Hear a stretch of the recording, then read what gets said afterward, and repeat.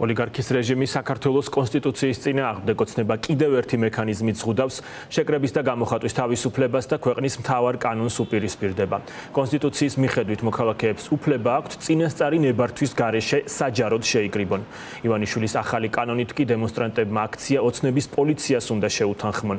შეიძლება მიიღონ უარი ან მითითება თუ სად და როდის შეუძლიათ შეკრება. ანტიკონსტიტუციური კანონის წინააღმდეგ წასვლა ციხით დაისჯება. სალომე ლაბაძე ესაუბრა იურისტებს და საპროტესტო აქციების მონაწილეებს, მათი შეფასებებით გვერდება ის პირდაპირ ეთერში. დავიწყოთ ქართული ოცნებით, რომელიც რამდენიმე წუთის წინ ამ ინიციატივის პირველი მოსმენით განხილვას შეუდგა. უკვე ხვალკი იმის გამო, რომ ეს პროცედურა დაჩქარებული წესით მიმდინარეობს, მას კანონად აქცევს, რის შემდეგაც შეიძლება ითქვას, რომ საქართველოში პროტესტის გამოხატვა უკვე მთლიანად ოცნების შინაგან საქმეთა სამინისტროს ხელში, მის კონტროლქვეშ გადავა, რადგან ამ ახალი წესის მიხედვით უკვე ტროტუარზე საპროტესტო შეკრების დროსაც კი მოქალაქეები იქნებიან ვალდებული, რომ შესაბამისი ნებართვა სწორედ ოცნების ამ ძალოვანი უწყებისგან მიიღონ. შეგახსენებთ, რომ მანამდე ასეთი წესი ქართულმა ოცნებამ ამოქმედა საავტომობილო გზის გადაკეტვის შემთხვევაში, რაც იმთავითვე შეფასდა პარტნიორებისა თუ სპეციალისტების მიერ გამოხატვის თავისუფლების შეზღუდვად და რეპრესიულ ზომად, თუმცა მაშინ ქართული ოცნება გამოსავლად მიგვითითებდა ტროტუარებისკენ და გვეუბნებოდა, რომ პროტესტი სწორედ საფეხმავლო გზაზე უნდა გამოგვეხატა. ახლა კი თავად ქართული ოცნებაც იღებს გადაწყვეტილებას, რომ იგივე წესები გაავრცელოს ტროტუარზე საპროტესტო შეკრებების შემთხვევებზეც, რაც განსაკუთრებით უცნაურად გამოიყურება ოცნების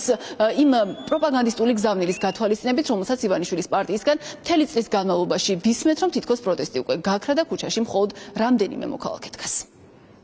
150 კაცის გამოსვლა არ არის პროტესტი. თქვენთვის ერთი ადამიანის პროტესტი უნდა იყოს, ბატონო ირაკი. ეს არ არის ქართული ხალხის და საზოგადოების პროტესტი. გაფრთხილების ვალდებულება არის გათვალისწინებული. გაფრთხილება და ნებართვა სხვადასხვა. არის გათვალისწინებული კონსტიტუციით, კანონმდებლობით ყოველთვის იყო გათვალისწინებული არა მარტო ჩვენთან სხვა ქვეყნებშიც, რომ შეიძლება გარემოებების გამო მიუთითოს კონკრეტულმა უწყებამ შეკრების სხვა ადგილზე ჩატარებასთან დაკავშირებით და ეს შემდეგ ესეც არის საერთაშორისო სტანდარტებთან თავსებადი. ყველა კანონს რასაც რომელ სტანდარტებთან თუ შეგიძლიათ ყველა კანონს ადამიანის უფლებების სტანდარტებთან. აი რომელი ქვეყნის სტანდარტები?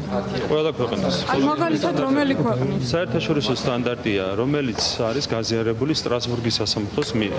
შესაბამისად, ყველა კანონს რასაც ვიღებთ სწორედ სპონტანურ პროტესტს ნებართვა ჭირდება მაგალითად? ვიღებთ სტრასბურგის გათვალისწინებით, ვიღებთ საერთაშორისო პრაქტიკის გათვალისწინებით, სხვანაირად ჩვენ არ მუშაობთ. ბატონო ირაკი, პროტესტი არ არსებობსო, ერთი წუთი პროტესტი არ არსებობსო და ასე აწუხებს ქართულ ოცნებას, რომ გზადაგზა ჭირდება ამ პროტესტის აკრძალვა მეთოდულად. ჩვენ გვაწუხებს ის, რომ 150 ადამიანი ძალადობს 4 მილიონ ადამიანს. ამ ქვეყანაში ვერავის პროტესტს ვერ აღუძალოთ. ეს არის საქართველოს მოქალაქის კონსტიტუციური უფლება და ვისაც სადაც გაუხარდება იქ გამოხატავს პროტესტს, გამოიყენებს თავისუფლებას ისე, რომ არ შელახოს მისი უფლება. ორგანიზატორს უნდა კონდეს განცდა იმისა, რომ თუ მისი რაოდენობა აქციის რაოდენობა საჭიროებს ქუჩის გადაკეტვას, გადაიკეტება ქუჩა. თუ არ იქნება საკმარისი, მიიღეს მითითებას, რომ დაბრუნდეს ტროტუარზე და ბრუნდებიან. განცდა ახსენეთ და განცდა რა სამართლებრივი კატეგორიაა? თუ ადამიანების შესაბამისი რაოდენობა და აქ რაოდენობა არსად არ არის განსაზღვრული, ავტომატურად ბევრი ხარ გადაიკეტება ქუჩაც, გამზირით და მოედანით, ხართ ნაკლები იქნები ტროტუარზე. გამოდის რა აღიარებს, რომ პროტესტი არსებობს და პროტესტი არსად წასულა? ვაღიარებ, რომ პროტესტი არსებობს. 5 კაცისთვის ქნით ამ კანონებს? ადამიანის პროტესტიც არის პროტესტი. და მისაღები არის თუ არა რა სიტყვის ის ერთი ადამიანი, ეს სხვა საკითხია, ვიღაცის მისაღები იქნება, ვიღაცის მიმოვლება. პროტესტი არ არსებობს ნორმალური ადამიანებს და თქვენ ამათ ნორმალურად უყურებთ ამ ადამიანებს. მოდი ესე შევხედოთ რა. ის მოქალაქეებზე საუბრობთ ბატონოში. უნდათ ნორმალურად ცხოვრება. ესენი კიდე უზღუდავენ. ჯერ გზას კეტავდნენ, ეხლა ტროტუარებზე გადავიდნენ და იქ უშლიან ხალხს ხეს. პროტესტი უნდა გამოიხატოს მხოლოდ იქ და მხოლოდ მაშინ, როცა და სადაც თქვენ ამას მოისურვებთ? არა. ასე გამოდის თქვენი წესების მიხედვით. ანუ მხოლოდ იქ იქნება პროტესტის გამოხატვა შესაძლებელი, სადაც თქვენ გადაწყვეტთ ამას და როცა თქვენ გადაწყვეტთ ამას. არა, რეგრი არ არის.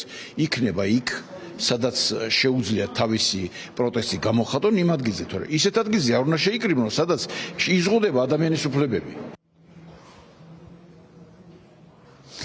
ცვლილებით, რომელსაც როგორც უკვე გითხარით, ქართული ოცნება ახლა განიხილავს პარლამენტის შენობაში, შინაგან საქმეთა სამინისტროსგან პროტესტის გამართვაზე ნებართვის მიღება აუცილებელი იქნება სპონტანური შეკრების დროსაც კი. განსაკუთრებით საყურადღებო კი ისაა, რომ სავარაუდოდ მნიშვნელობა არ იქნება არც დემონსტრანტების რაოდენობას, რადგან ოცნების კანონპროექტში ვკითხულობთ, რომ იმ შემთხვევაშიც თუ საფეხმავლო გზა მასობრივად გადაიკეტება, პოლიციას ექნება უფლება მოსილება, რომ 15 წუთში აქციის დაშლა და მოქალაქეებისგან ტერიტორიის დატოვება მოითხოვოს. აქ ისიცაა, რომ თუ მოქალაქე დაემორჩილება პოლიციელის ამ მოთხოვნას და ამ 15 წუთს გამოიყენებს სწორედ მოთხოვნის შესასრულებლად, ეს არ ნიშნავს იმას, რომ ის აღარ ჩაითვლება სამართალდამრღვევად. სამართალდამრღვევა კი ამ შემთხვევაში ქართული ოცნების მიერ დადგენილი წესით პასუხისმგებლობად ითვალისწინებს ჯერ 15 დღიან ადმინისტრაციულ პატიმრობას, ამის შემდეგ კი თუ მოქალაქე გაიმეორებს სამართალდამრღვევას, საქმე მივა 1 წლის ვადით მის დაპატიმრებამდე.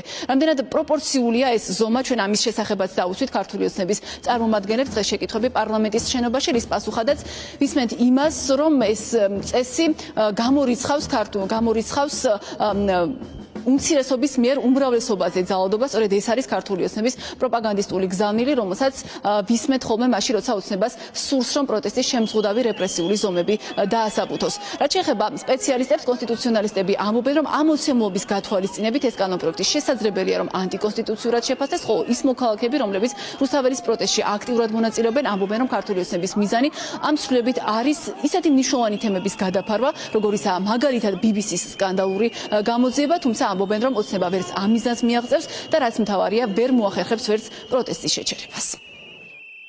წარმოადგენს ცვლილებები ფაქტობრივად შეუძლებელს ხდის შეკრების განხორციელებას, იქიდან გამომდინარე, რომ შეკრებისთვის საჭირო ხდება შინაგან საქმეთა სამინისტროს თანხმობა, მათ შორის ტროტუარზე ის სასჯელის ფორმები, როგორიც არის მაგალითად ადმინისტრაციული პატიმრობა, შემდგომ უკვე განმეორების შემთხვევაში სისხლის სამართლებრივი პასუხისმგებლობა, ეს არის არაპროპორციული ჩარევა ადამიანის უფლებებში, სასჯელის გამკაცრება, ადმინისტრაციული სახთლის დადდება, ფაქტობრივად ნებისმიერ ადგილას ამის გაკეთება თავისთავად უკვე ემსახურება იმას, რომ გამოხატვის თავისუფლება იყოს სრულად შეზღუდული.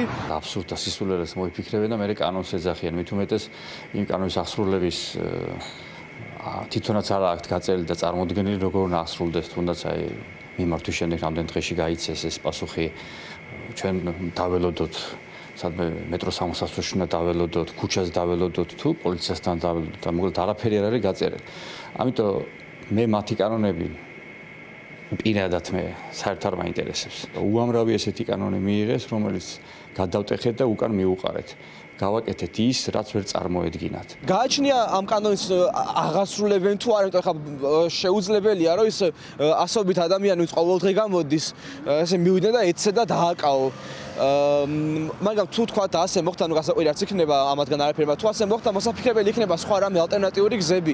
მაგალითად შეგვიძლია ყველა აქცია სპონტანური გავხადოთ, სპონტანურად გავჩდე, სპონტანურად გავჩდე აქ და ეხლა მე ხო დამავალდებულები რომ წინასწარ არ მითხარით, რომ სპონტანური იყო. ანუ ბევრი რაღაც შეგვიძლია მოიფიქროთ და ეს კანონი კი არ უნდა შეგვეშნოს და დავცინოთ ამ კანონს თუ რაოდენ სასოწარკვეთილები არიანო ტროტუარზეც უკვე უთხოვენო ნებართვა ვიყო. აქამდე ისედაც მოქმედებდა, ისედაც ამ კანონის მიუღებელი კანონის მიხედვით აწარმოებდნენ თქვა სასამართლოზე დავას, უბრალოდ სხვა მუხლს ხტენდნენ ხოლმე, მაგალითად ტროტუარზე თუ დაგაკავებდნენ, გეუბნებოდნენ რომ ვითომ პოლიციელებს შეურაცხყოფას აყენებდი.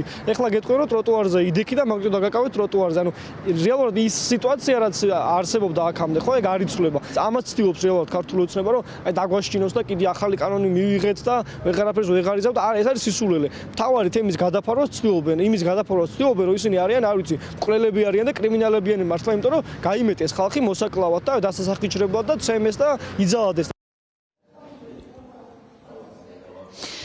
წლის განმავლობაში ოცნების ეგრეთ წოდებული დეპუტატების ძირითადი საქმიანობა პარლამენტის შენობაში შეიძლება ითქვას, რომ იყო სწორედ პროტესტის შემზღუდავი ნორმების დაწესება. წელი დაიწყო იმით, რომ ქართულმა ოცნებამ დაადგინა, რომ მესაკუთრის ნებართვის გარეშე მოქალაქეები ვერ შეძლებდნენ პროტესტის გამოხატვას შენობებში, ანუ დახურულ სივრცეებში. ამის შემდეგ კი ჯერ საავტომობილო გზის გადაკეტვისას დაადგინა შინაგან საქმეთა სამინისტროსგან ნებართვის მიღების ვალდებულება. ახლა კი უკვე სასესიო წლის ბოლოს, სასესიო კვირის მიწურულს ამ წესს ავრცელებს ტროტუარებზეც საპროტესტო შეკრების დროსაც. წინამდე შემთხვევაში კი, როგორც უკვე აღინიშნა, პასუხისმგებლობად ქართული ოცნება ადგენს პატიმრობას ჯერ 15 დღემდე ვადით. ამის შემდეგ კი პატიმრობა შესაძლოა უკვე გაგრძელდეს 1 წლამდე.